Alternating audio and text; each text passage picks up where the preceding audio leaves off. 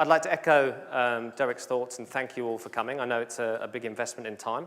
Hopefully that will be very worthwhile. It's great to see so many faces from here, and I looked the RSVP list and saw a really fantastic mix of different clients, partners, agencies, so that's fabulous.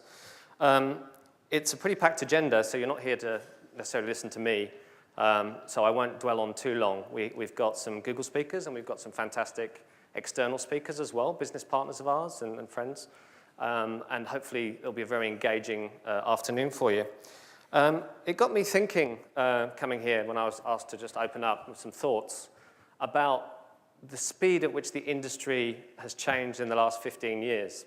And you know, we're all observers in life and watching what's going on, and it got me to thinking 15 years ago, 1995, when about a year after I graduated from college, I took a job in an engineering firm. This is in the UK, I'm English. And in that firm, we're actually putting together these boxes, these painted boxes, and there were thousands of things. And our client was Ericsson, Sony Ericsson, or Ericsson at the time.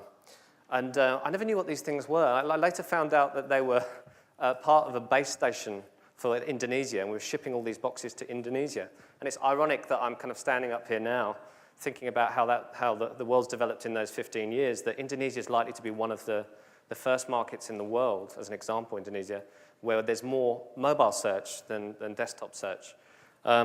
If you think what happened next, 5 years on from that, just in the UK again, as an example from my own life, just before, just bubbling up, the kind of the enthusiasm around the dot-com bubble, I worked for a company called QXL, which was an online auction platform. And at the time, if you remember, I don't know if the ads are in your markets that you were from, but the local telco, British Telecom, was really pushing this idea that the mobile internet was going to change life in 1999.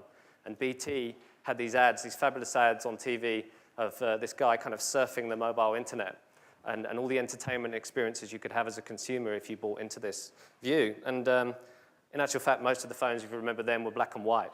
And I think the speed was something like 9K per second. And so the reality really didn't quite live up. But if you think about the excitement at the time, just before the internet bubble crash, we essentially in that company got all our developers off the project they were working on and put them all on building a website.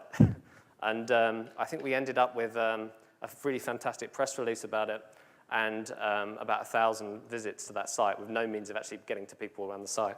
So I think the hype around WAP created a few years of inertia in the industry, people getting burned. Fast forward 3 years on from that, and I was working for another paid search company.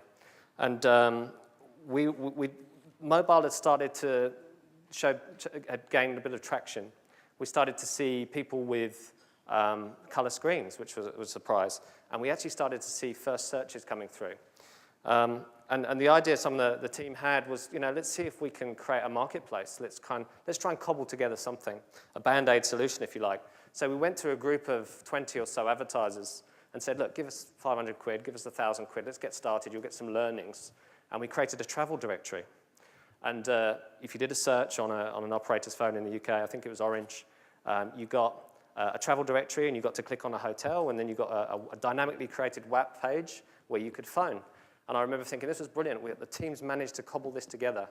And I think the next day flashed up on my screen was yesterday's earnings from that, and it was £1.27. So it wasn't going to change the world. But a few days later, I got a call from one of those advertisers, and they said to me, we pay 10p a click, and it's not going to change the world for us, but we've just had £1,000 worth of hotels being booked through this service. It's at that point I thought, there's something here, and it's going to take some scale. And I know many of the people in this room would have been to a lot of conferences in the last few years where, well, I'd have to say every year for the last 5 or 6 years has been the year of mobile. So I'm not up here to say this is the year of mobile. I think it's just become so endemic in our lives that talking about the year of mobile is just a defunct point, really. The web has gone mobile. I mean, put your hand up here if you don't have a smartphone. Maybe some people are too embarrassed to say they don't. So you're always going to win on a question like that because you can prove the point without, oh, there's one person over there. We'll have to, Santa Claus maybe ought to help you out. But you can see that the web has gone mobile in a big way. This might not be news to anyone, but if you think about the pillars which is driving this, better quality phones, smartphones. I mean, I've got a 3-year-old and a 7-year-old daughter, they don't believe me that, they won't believe me when they get older to say that we had a phone connected to the wall. Our parents would have bought a phone every 10 years when their landline phone gave up. I think we forget how fast this has moved. I regularly talk to people who change their phone every 3 to 6 months, and if you look at Singapore's mobile penetration, I think it's something like 130, 140%. There's talk of 10 billion phones being sold. Obviously, that doesn't add up in population terms, but we're seeing, that's another interesting question to ask, who's got more than one phone? Put your hand up if you've got more than one phone. Right, so this is a juggernaut of a consumer trend that's happening. So if we look at some of those stats, these stats, it's the problem with this world right now is that I get a stat from 2 months ago and it's completely out of date. But the last official stat we had on Android activations, 200,000 a day, every day on Android and growing. If you think about your journey into work, if you're like me, you come in on the MRT, you're seeing someone on a phone and they're on YouTube or Facebook or on Google and the connectivity there. If you look at YouTube on mobile, 100 million playbacks a day globally and growing very fast. And if you think about how much content's coming in to fuel that usage, it's quite staggering. Only 2 months ago, I'd be standing up here saying 24 hours of content going up into YouTube every minute. That stat is now 36 hours. This is a real a phenomenon.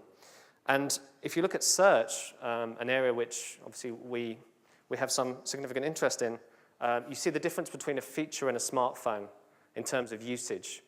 For those people who have now got a smartphone, on average, you are 30 to 50 times more volume in terms of search.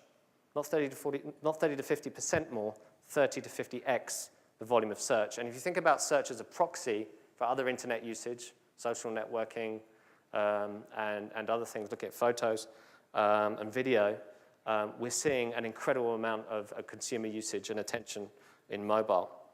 So I guess it's a bit of an obvious point to say that the smartphone is the new PC and it's the PC in our pocket. And in some ways, calling this event Think Mobile is a little bit of a misnomer because whenever I go and travel around the region, especially in places like Indonesia or Thailand, or not so much Thailand, but in Indonesia in particular, we're seeing a different view, and it's a challenge to marketers to change their viewpoint around what constitutes mobile. They're talking much more about screen size and consumer behavior. This idea is there's a 2 foot, a 2 foot, and a 4 foot, and a 10 foot. 10 foot might be your widescreen TV, and 4 foot might be your desktop, and 2 foot might be your mobile. As soon as that happens, then what's the iPad, a 3 foot? So you're getting this consumer usage changes that are not easily just put into buckets. This is mobile, this is online. All this stuff is blurring. So backing that up, I guess, is what was flicked up on there earlier, which is a Gartner stat, which says that by 2013, it sounds like the space age, but we're almost in 2011, there will be more mobile connections than desktop connections. And a lot of these space age facts that we see on these predictions, actually in the mobile sphere, usually underrepresent what actually happens. And we can see that from the hockey stick effects we're seeing across our business. So Google puts the browser at the center of this. That's not to negate the value of apps, but Google's philosophy is around an open internet, and hence our push into Android. So what does this mean? This rapid innovation, which you're all familiar with, on open platforms is going to present some amazing opportunities for people in this room. And I know that some of you are innovating in your own companies and with the agencies and doing some fabulous things.